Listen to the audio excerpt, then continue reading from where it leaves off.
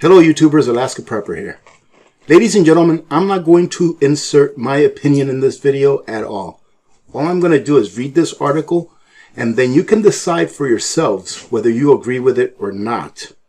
Now this article was published back in September of 2014, but in my opinion, this is the only opinion I'm going to put in here, is that it is extremely relevant as to what is going on today, at least in the United States.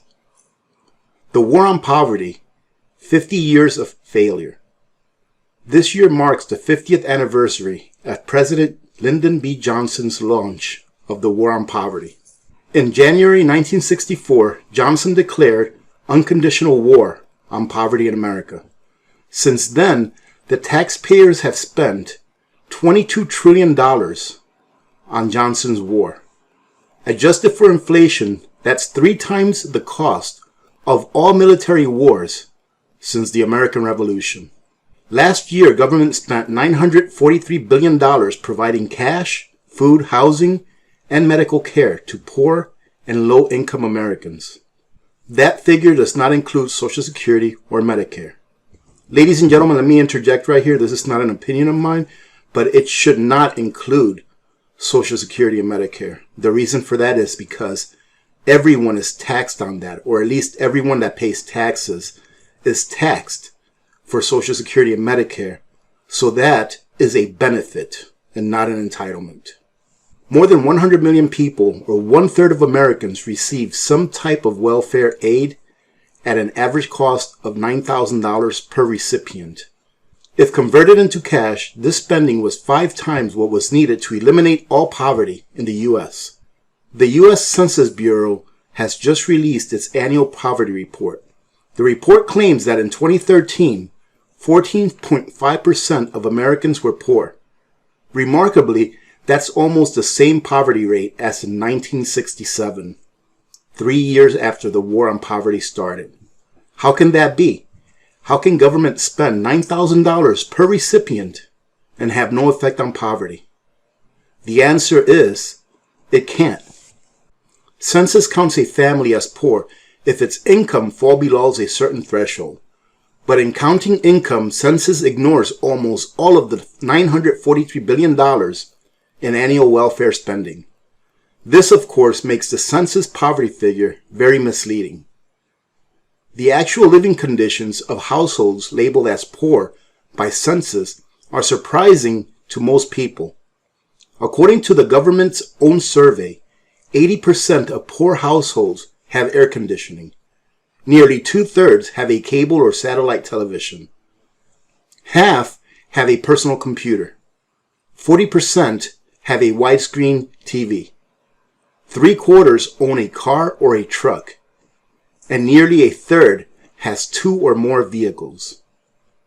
96% of poor parents state that their children were never hungry at any time during the year because they could not afford food. Some 82% of poor adults reported that they were never hungry at any time in the prior year. As a group, poor children are far from being chronically undernourished. The average consumption of protein, vitamins, and minerals is virtually the same for poor and middle-class children, and in most cases is well above recommended norms. Less than 2% of the poor are homeless. Only 10% live in a mobile home. The average poor American lives in a house or apartment that is in good repair and not overcrowded. In fact, the average poor American has more living space than the typical non-poor individual living in Sweden, France, Germany, or the UK. Do these living conditions mean the war on poverty was a success? Not really.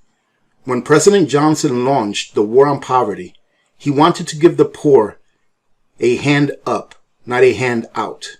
He stated that his war would shrink welfare rolls and turn the poor from tax eaters into taxpayers.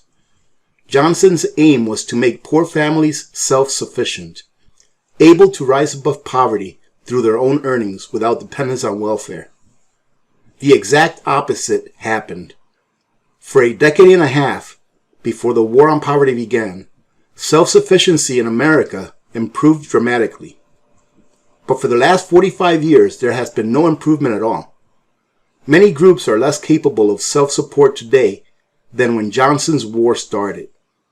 The culprit is, in part, the welfare system itself, which discourages work and penalizes marriage.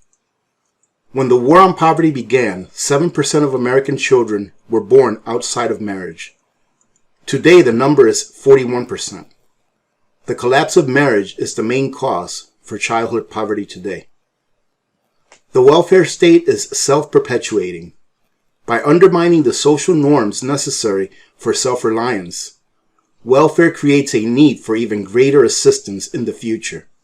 President Obama plans to spend $13 trillion over the next decade on welfare programs that will discourage work, penalize marriage, and undermine self-sufficiency. Rather than repeating the mistakes of the past, we should return to Johnson's original goal. Johnson sought to help the poor help themselves. He aimed to free the poor from the need for government aid, rather than to increase their dependence. That's a vision worth recapturing. And it says here that Robert Rector is a senior research fellow in the DeVos Center for Religion and Civil Society at the Heritage Foundation.